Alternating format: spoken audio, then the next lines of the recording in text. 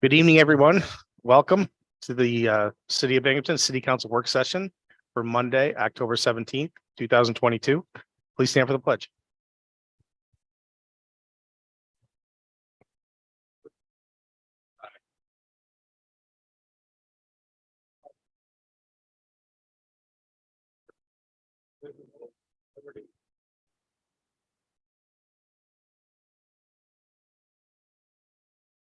Thank you. Madam Clerk, will you do a roll call for us, please? Councilman Scringy, Present. Councilwoman Resonetti. Present. Councilwoman Riley. Present. Councilmember Friedman is absent. Councilman Burns is absent. Councilman Scanlon is absent, and President Strong. Present. That's 4 here, 3 absent, Friedman, Burns, and Scanlon. Okay, thank you. All right, we'll get right into it. We got Chief Gardner right at the mic already. Tell us about RL 22-250, please. Okay, this is this is working. This is an ordinance to amend the 2022 fire department budget to fund gas fuel line, the travel and training line, and the overtime line. Okay, any questions or comments for Chief Gardner on RL 22-250?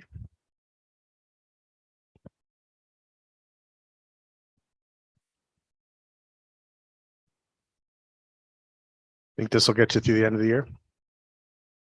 Yes, it should.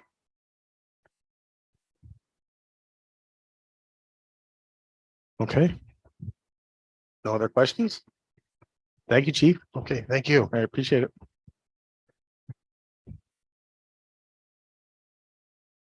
Okay, we have Billy Goodson from the joint sewer plant. Looks like you got three RLs. So go ahead and whatever order you want, Billy.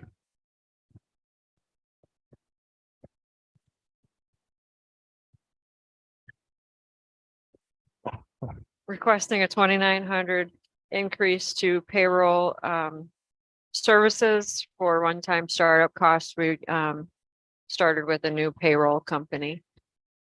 We needed to transfer data. Okay. Any questions or comments on RL 22-244? Okay, go ahead. All right, my second request is we received another check from FEMA in the amount of $1,342,174.75. So I want to increase revenues to state aid and federal aid and increased reimbursed owner recovery expenses and contingency. Okay, any questions or comments on RL 22-248? Okay, go ahead. All right, finally, I have a budget modification to set up accounts for the $30,200,000 settlement that we're going to receive.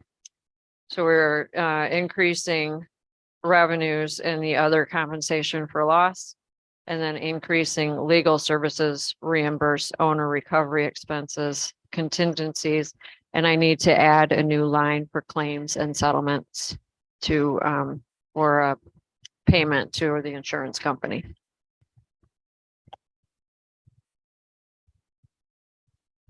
Yep. Any questions or comments on RL 22-249?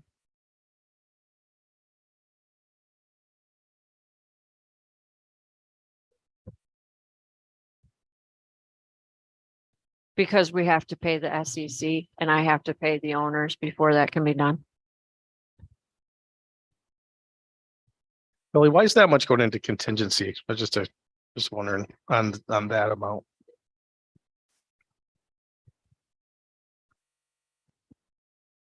That is the only line that we have to put those funds in, unless we created a new one. Okay.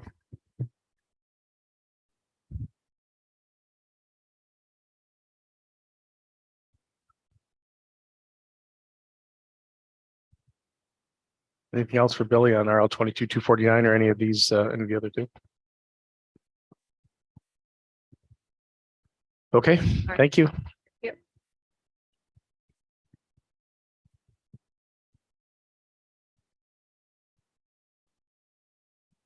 Hi, Ron. Good evening, how are you? Good, how are you? Yeah. Good. Tell us about RL 22-247. I need another 3,000 to continue with the special inspections at the new fire station. These are inspections that are required by code. The money's going to come out of a line where I have unused amounts in the construction. So that's why it's the same number in the transfer. Okay. Any questions or comments for Ron on RL 22-247? Okay, Thank you. thanks, Ron.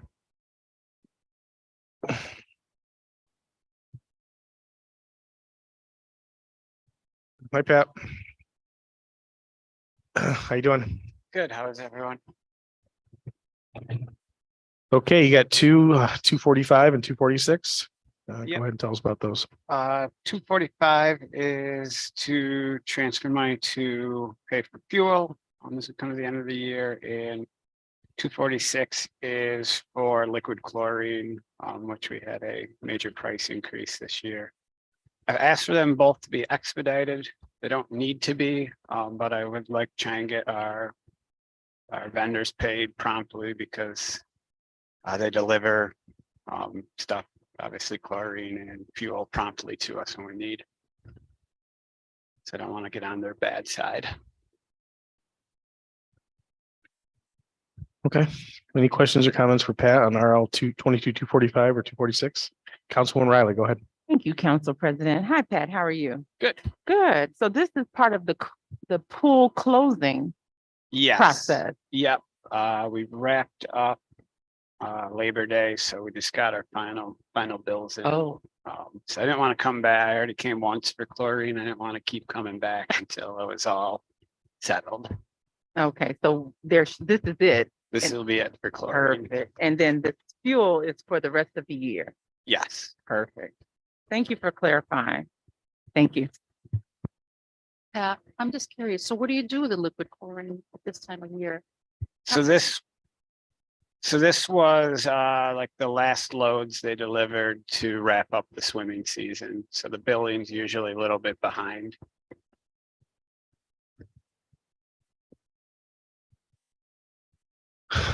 Okay, anything else for Pat on these two RLs? Mr. President, I'd support expediting these. Okay. All right. Thank you, Pat. Thank you very much. Have a great night. All right. All right, moving right along.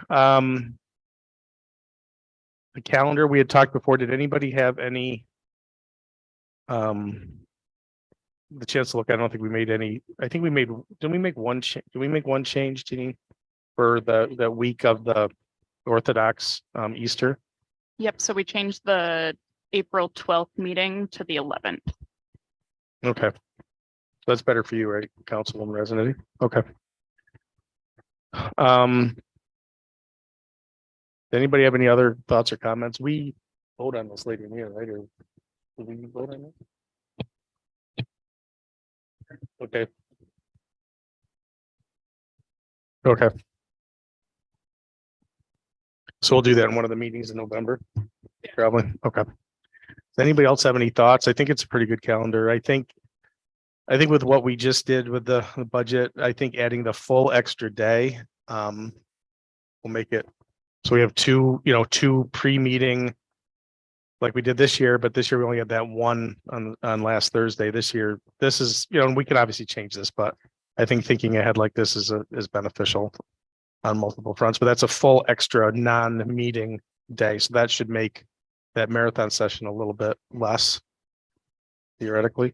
So I think that's good planning. And like I said, we can change that if we need to when it comes closer, but that should put us in even better shape to have the public hearing and get it passed in plenty of time after the mayor presents it on the 15th of September. So I think that's a good thing. Was that Councilwoman Riley? Go ahead. Yes, thank you, Council President. We also mentioned penciling in the potential dates. So we have the, oh Lord, I can't talk. the joint sewage treatment process on our radar. Although we That- can't confirm it now, if we highlight that this is coming during a certain period in the year, then it stays on our radar. That's a good idea. Gene, can we double check that? Because they do have a date. I think it's September 24th is when you have to pass it by, right? Pretty sure that's I think it's the 24th, oddly enough. So we could work our way back or work with those guys. We could at least put it on here in a different color, just so we're aware. At least the date that it's got to be passed by, then we can I think they have to present it sometime in August or give it to us, and then we have approximately a month to have the hearings and pass it. So maybe we can just add that as a, Mr. President. Our Yep. wait, I wasn't done. I'm sorry. Our last meeting, the clerk said he was going to initiate the conversation Yeah, to start securing those dates. yeah, I was just about to ask, did we hear back from Right. GC? Because if we haven't heard back from them, then we probably shouldn't be putting any. no, we shouldn't put that here, but we should at least maybe put that budget, just so it just puts it on. I agree with Councilman Riley. Yes, we can't schedule a date without Yeah. those for the actual hearing. But we could put maybe budget presented by and budget needs to be passed by or something like that. Just keeps it on the radar. There's sometime between late August and late September, we have to do that. Because this year was just. Right, and that was during that period where we had the email problems and there was all kinds of stuff, so. Okay. So we will put this up for a affirmative voice vote sometime in November, but unless anybody has anything else, we still haven't passed it, so look at it. If anybody else has any questions or comments or thoughts. Okay, pending legislation, Gene, anything noteworthy? We got relatively late tonight, but Wednesday, we got quite a few things, plus the public hearing on the budget, correct? Yep, so we have that, and then we have the 9 items that were held over last week. And then we have the 10 from the last work session and then 4 expedited from tonight.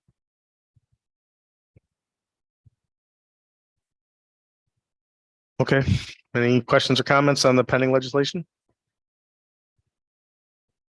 Councilman Riley, go ahead. Of course, I shared some of this during our last meeting. As you know, we are all still probably fielding calls from the community, both in support of the legislation that's before us regarding the zoning. And I think, again, it's something that we should be mindful of as we prepare to decide our next steps on Wednesday. So I've been waiting for some legislation because I was told rental registry, which was brought up several times during the public comment section. I was told it's not enforceable, but we need to see the original legislation because we're being told it should be. I can explain that. I think this has actually been discussed with several different versions of council over the years. The legislation as written is unconstitutional because it does not allow a landlord to use a third-party inspector in order to pass a rental registration. So the courts have ruled that in order for those statutes to be enforceable, you have to have you have to have the capacity for a property owner to use a third-party inspector in order to satisfy their inspection requirements for the rental registry. So that's where our statute would have to be amended, but it is actually on the books. So when residents say you have a statute on the books and it's in effect, that is a fact. Whether or not we enforce it because it's missing that applicable language, right, is another matter. And I think code enforcement has spoken to council a number of times over the years with regards to one of the, or I should say several of the challenges that have to do with enforcing rental registry. The primary challenge is personnel. We're service request based at present. There was a rollout when rental registry was first passed by city council that started a pilot program in one particular area of the city, and code enforcement found it very difficult to actually enforce. And so because the law as it exists now with our current personnel cannot be enforced equally amongst all landlords, Corporation Counsel has advised not to enforce it. Otherwise, we're exposed on a selective enforcement lawsuit, which is also a constitutional claim. But step one would be addressing the missing language from the statute in order to make it enforceable. Perfect. The problem, though, is we continue to have conversations about it, yet the legislation and the language is still on the website. So our community members keep coming back, and we don't have what you just stated readily available for the public to understand. So again, it's coming up. I got another email about it today, and they're kind of tired of going back and forth about it. So can we either write something or post an update? Something needs to be done regarding. So the legislation itself, as I said, it's adopted in the code and is accessible, but I absolutely understand why it's confusing. If you'd like Corporation Counsel to draft language on the website that has kind of some kind of asterisk or star, some kind of disclaimer, I think that's one issue. I think the Committee on Housing can make certain suggestions as a whole to Corporation Counsel and the mayor's office on how best to address the issue. Corporation Counsel does not, as much as we might like to, just sua sponte draft legislation or make policy changes, right? So we have to get that authorization from the majority of council as a whole or from the mayor's office. Okay, which is, again, we know that we've had that conversation, but again, that's you and I, and not the people that write or look on the website. So per the last statement you made, the housing committee or the committee on which housing falls under, which I can't quote right now, can convene to discuss the next steps. But we as a council can also request some verbiage being added to the code as it stands. Majority of council, if you wanted to change language in the code, would have to Make a pass motion. a resolution that would amend I should say an ordinance that would amend the code accordingly. Right, not that process, the starring that you mentioned. Oh, That- some kind of disclaimer on the note. website. Mhm. Yeah, I think a majority of council could request that Corporation Counsel, just like we do with the clerk's office, can make a particular amendment, or I should say, can make a particular annotation to our website.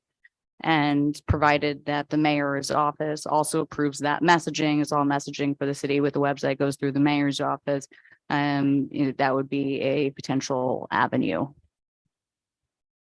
And in Brian's absence, do you have that original legislation? Do you have access to it? Yeah, it's actually on the city's website. It's publicly accessible. I couldn't retrieve it for Okay. some reason. Yeah, it should be under, I can have Methacine circulated to council if you wanted to wait. I'm sure I could find it through Janine's computer later after the meeting. It's just it's on the K drive and it's also Googleable. But I understand that searching the code via the website is not necessarily the easiest function. Okay, that would be great. Yep.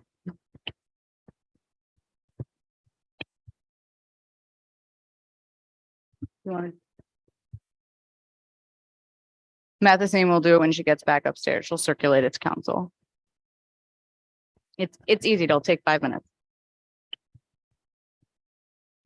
Thank you. Okay, if nothing else, I'll take a motion to adjourn our work session. So moved.